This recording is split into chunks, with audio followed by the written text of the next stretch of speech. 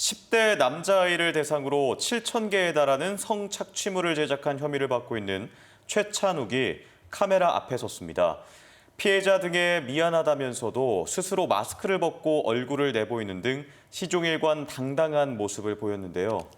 그런데 최 씨가 알려진 것보다 앞서 대학생 때도 아동을 성추행했다는 의혹이 제기됐습니다. 윤웅성 기자가 단독 보도합니다.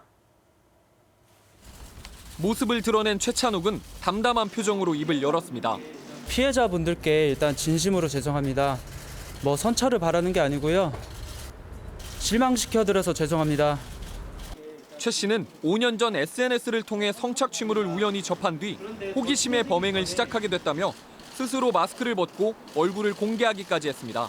더 심해지기 전에 어른들께서 지금 구해주셔서 정말 감사합니다. 그런데 최 씨가 알려진 것보다 3년 앞선 지난 2013년에도 아동을 성추행했다는 의혹이 제기됐습니다.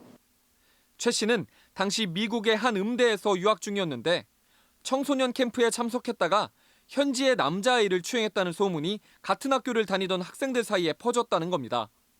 2013년 여름에 애틀란타에 청소년 캠프가 있어서 거기서 공연을 2주간 하고 이제 돌아오는 버스 안에서 일이 있었다고 들었어요.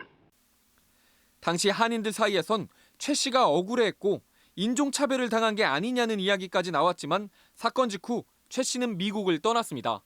어린 남자아이를 건드렸다고 하니까 피해자 어린애 말만 듣고 이렇게 인종차별 아니냐, 이제 저희 입장에서는 도무지 이해가 안 가는 일이었으니까.